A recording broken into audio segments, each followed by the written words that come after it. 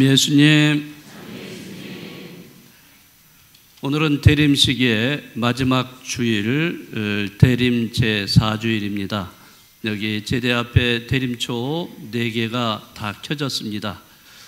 네, 이미 4개가 다 켜졌다는 것은 이제 아기 예수님이 이 세상에 빛으로 곧 오신다는, 임박했다는 것을 우리에게 알려주고 있습니다.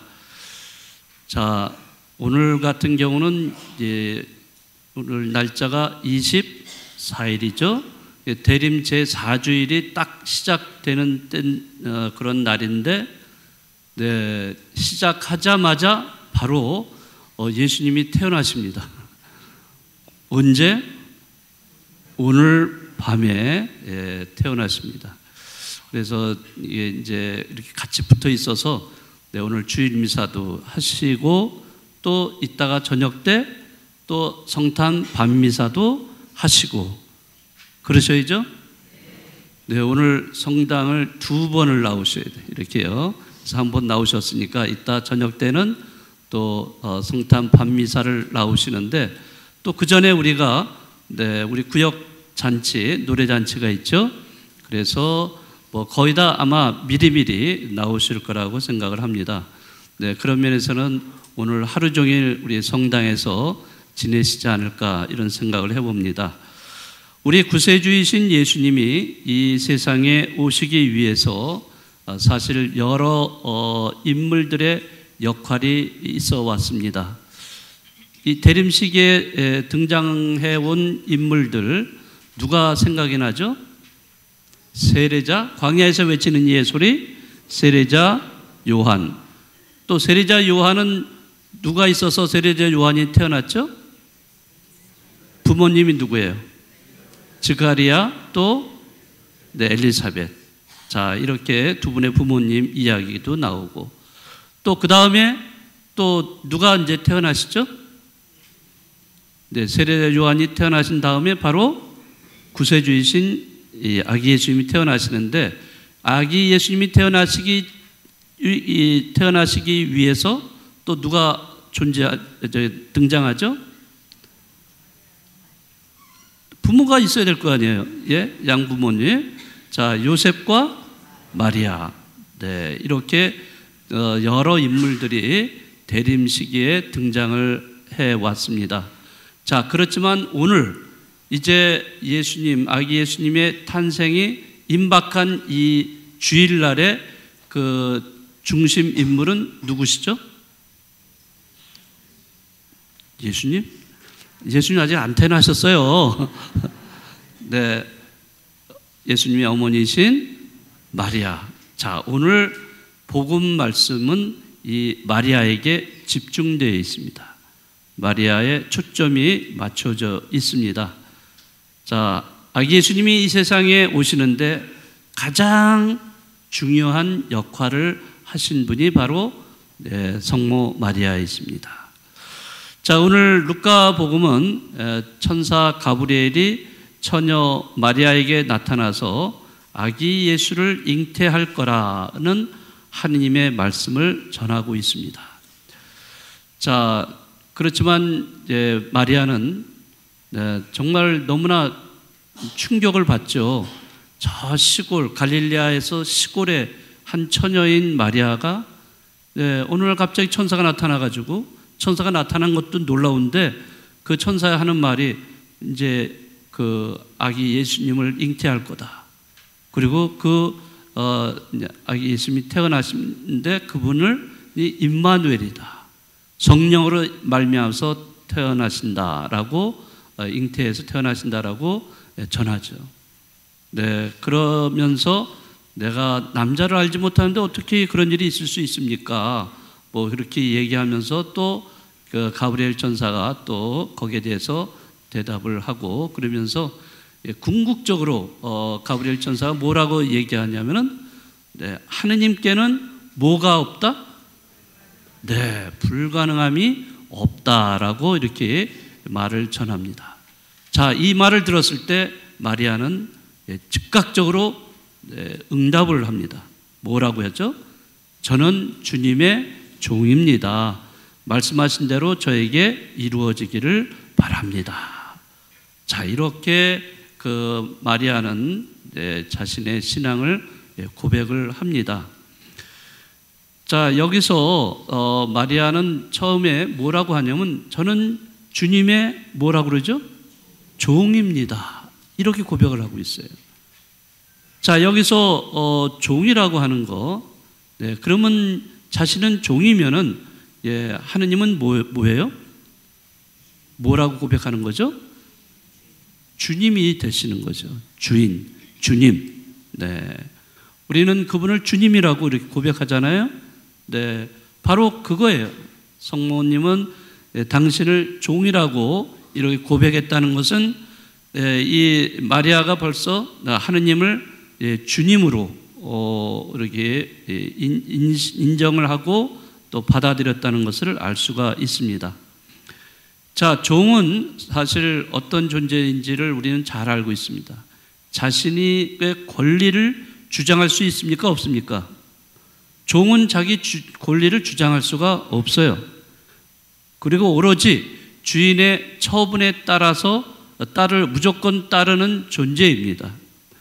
자, 마리아는 자신을 주님의 종이라고 한 것은 바로 마리아는 자신의 뜻, 자기의 의지, 이것을 자발적으로 포기했다는 것을 의미하고 있어요.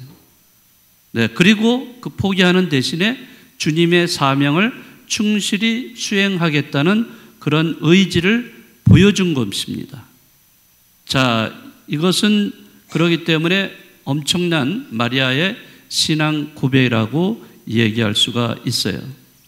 자, 이렇게 하느님 말씀에 온전히 순명하셨다는 것은 마리아가 그 순간에만 고백을 한 것이 아니라 일생을 두고, 자신의 모든 일생을 두고 그 신앙 고백을 하면서 모든 것을 주님 뜻에 따라서 살아가겠다는 그 의지를 드러내신 겁니다. 그러니까 마리아는 일생 동안 겪을 그 많은 고통과 시련, 또 당신 아드님 예수님 때문에 창에 찔리듯 아프고 고통스러운 그 십자가의 길까지도 수용을 한다는 것을 의미하는 거예요. 그러니까 이 신앙 고백이라는 것은 아주 단순하게 입으로만 그냥 끝나는 것이 아니고 또 그 순간에만 그치는 것이 아니라 일생을 다 두고서 하는 고백입니다. 여러분들은 신앙 고백을 언제 처음 하셨어요? 세례받을 때 하셨죠. 세례받을 때 신앙 고백을 다 하셨습니다. 이제는 하나님의 자녀로서 내가 살겠다라고 여러분들의 의지를 하나님께 보여드렸어요. 자, 그거는 그 신앙 고백은 여러분들이 세례받은 이유로 해서 여러분들은 평생을 하나님 뜻에 따라 살겠다라고 봉헌을 하신 거예요. 그러니까 그 순간에만 끝나는 것이 아니라 일생을 다 성문처럼 여러분들은 봉헌을 하신 겁니다. 자, 그런 면에서 오늘 이 루카복음서에 나오는 마리아의 그러한 말과 행동, 이것은 우리에게 신앙의 모델이 돼주고 있는 겁니다. 저는 주님의 종입니다. 말씀하신 대로 그대로 이루어지기를 바랍니다. 자, 이렇게 고백하면서 마리아는 하느님의 뜻을 전폭적으로 수용을 하였기 때문에 바로 구세주 예수님의 탄생이 가능했던 겁니다. 만약에 마리아가 거부를 했다면 예수님은 탄생하시기 어려웠을 겁니다. 바로 우리가 지금 여러분들 마음속에 이 아기 예수님이 탄생하기를 바라시죠. 그렇죠? 다 여러분들 바라시지 않는 분 한번 손 들어보세요. 없으시죠? 다 여러분들은 아기 예수님이 곧 오신다는 것, 그 오신다는 건 이 세상의 빛으로 오시고 내 마음에도 아기 예수님이 탄생하시는 거예요. 그런데 내가 그것을 신앙 고백을 하지 않고 내가 받아들이지 않는다면 예수님은 나에게 탄생하실 수가 없는 거예요. 자, 하나님의 뜻을 수용하고 그분의 뜻대로 살아가는 존재, 그렇기 때문에 그런 사람을 우리는 그리스도인이라고 부르고 그런 사람들이 진정한 신앙인이라고 할 수가 있는 겁니다. 자, 그래서 우리 모두는 성모 마리아가 고백했듯이 우리 주님의 뭐가 되는 거예요? 종이 되는 것입니다. 종. 물론 종이라는 단어가 조금 자기를 비하하는 듯한 느낌이 들 수도 있지만은, 그러나 그 뜻을 조금 더 우리가 헤아려 본다면은, 우리는 그것이 내가 자발적으로 그분께 순명하는 존재이기 때문에 우리가 주님의 종이라고 고백을 할 수가 있습니다. 그래서 이제 자기 뜻, 자기 의지를 자발적으로 포기하는 사람들이에요. 그리고 주인이신 그 하느님의 뜻을 내가 추종하는 존재가 된다는 것을 의미합니다. 자, 그런데 그렇게 우리는 신앙 고백을 했고 세례를 받았고 살아가는 신앙인들인데도 불구하고 이 현실에서는 그렇지 않다는 겁니다. 현실에서 신자들 중에서 이렇게 보면은 자기 뜻을, 하느님 뜻보다는 자기 뜻을 고집하고 자기 생각대로 살아가는 그런 신앙인들도 굉장히 많아요. 하느님 뜻이 뭐예요, 도대체? 예? 하느님 뜻이 뭐겠어요? 아주 단순하게 생각해 보세요. 하느님 뭐라고 그러셨어요? 우리 서로 뭐라고 그랬어요? 사랑하라고 그랬어요. 예. 사랑을 우리가 실천하는 존재, 그 하느님의 사랑을 실천하는 존재가 바로 그분의 자녀들이에요. 자, 그러면 하느님 뜻이 그것인데 그 뜻대로 살아가지 않는다면은 자기 뜻대로, 자기 의지대로, 자기 생각대로만 살아가는 존재가 될 뿐입니다. 그럼 자기 생각과 자기 뜻만을, 그것만을 실천한다면은 하느님의 뜻은 어디 갔어요? 사랑을 실천하라고 했는데 사랑은 실천하지 않고 미워하기만 하고, 분노하고, 시기하고, 질투하고, 교만을 드러내고, 뭐 이렇게 한다면은 어떤 하느님의 자녀라고 할 수 있겠어요? 자, 그래서 자기 뜻, 자기 의지대로, 자기 생각대로만 이렇게 주장을 하고 또 하느님의 뜻과 의지를 거부를 해버리는 그런 사람이라면 그런 사람에게는 아기 예수의 탄생은, 성탄은 존재하지 않는다는 겁니다. 네, 우리는 그런 신앙인들 중에서 그런 사람들을 많이 봐요. 신앙생활을 한다고 하면서 어떻게 성당에 와서는 열심히 미사 드리고 기도한다고 하지만은 밖에 딱 나가는 순간부터 완전히 헐크로 변해버리는 이런 이중적인 모습을 보인다면은 그거는 잘못된 거죠. 자기 뜻, 자기 생각대로만 살아가는 이런 사람들이 참 많아요. 남의 생각도 좀 고려도 하고, 남의 어떤 그러한 뜻과 어떤 생각을 좀 이렇게 배려를 해줘야 되는데 자기 뜻과 생각을 너무 내세우는 이런 경우, 정말 그렇게 살아가면은 행복할까? 자, 사람이 느끼는 행복이 세 가지 있다고 합니다. 세 가지 종류의 행복이 있다고 그래요. 자, 첫 번째 행복은 뭐냐면 고통이 멈추었을 때라고 합니다. 고통이 멈추면 어떤 행복을 또 기쁨을 느낄 수도 있겠죠. 두 번째는 에너지가 넘칠 때라고 합니다. 에너지가 막 도파민이 막 나와가지고 에너지가 넘치면은 행복하게 느껴진다고 합니다.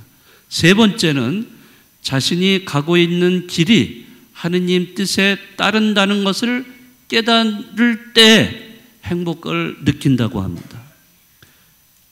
자, 그렇다면 우리 세 가지 행복 중에 진정한 행복이 무엇일까? 몇 번째일 것 같아요? 세 번째요? 다 이제 정답을 아시네요. 자, 첫 번째, 고통이 멈출 때 우리는 행복을 느낄 수가 있어요. 자, 여러분들, 육체적인 고통, 정신적인 고통, 얼마나 많이 우리가 겪고 있습니까? 더군다나 나이를 먹어가면 먹어갈수록 아픈 데가 많잖아요. 그런 통증을 느끼고 아픈 데가 많고 질병으로 인해서 내가 받는 고통과 또 인간관계에서 빚어지는 그런 고통들이 얼마나 많아요. 그런 고통이 딱 거기서 빠져나와서 회복이 될 때 더 이상 고통이 느껴지지 않는다면 행복할 수 있겠죠. 그러나 그 행복은 순간의 행복이죠. 또 지나고 나면은 또 고통이 또 따라옵니다. 자, 그래서 언제든지 고통을 또 겪을 수가 있다는 거죠. 자, 두 번째, 에너지가 넘칠 때 행복을 느끼게 되는데 그것은 혈기가 넘치는 젊은 시절에 국한되지 않을까 생각을 합니다. 언제나 에너지가 넘치지는 않겠죠. 자, 결국에 진정한 행복이란 우리 삶이 하느님의 섭리에 따르고 있다는 느낌을 가질 때입니다. 자기 뜻이나 자기 생각보다는 하느님의 뜻을 따르는 삶이 될 때 진정한 행복을 느낄 수 있다는 거죠. 자, 이제 진정한 행복을 언제 느낄 수 있는지를 여러분이 잘 아시겠죠? 어느 때요? 하느님의 뜻을 따를 때 진정한 행복을 느낄 수 있다는 것입니다. 자, 그래서 신앙생활은 하나님의 뜻을 먼저 알고 그분의 뜻에 따라 살아가는 삶을 말합니다. 바로 이것을 오늘 루카복음에서 마리아가 우리에게 보여주신 겁니다. 네. 그래서 가브리엘 천사가 예수님 탄생에 대한 하느님의 말씀을 전할 때 그런 신앙 고백을 한 것이에요. 네, 말씀하신 대로 저에게 이루어지기를 바랍니다 라고 응답을 했던 것입니다. 자, 여러분들도 성모 마리아를 닮아서 이러한 신앙생활을 하셔야 돼요. 하느님 뜻보다는 자기 뜻, 자기 생각, 자기 주장을 내세우며 살아가는 신앙인이 되면 안 된다는 것이죠. 성모님의 그 신앙의 모델을 본받아서 우리는 살아가는 여러분들이 되셨으면 좋겠습니다. 다 같이 한번 고백을 하겠습니다. 저는 주님의 종입니다. 말씀하신 대로 저에게 이루어지기를 바랍니다.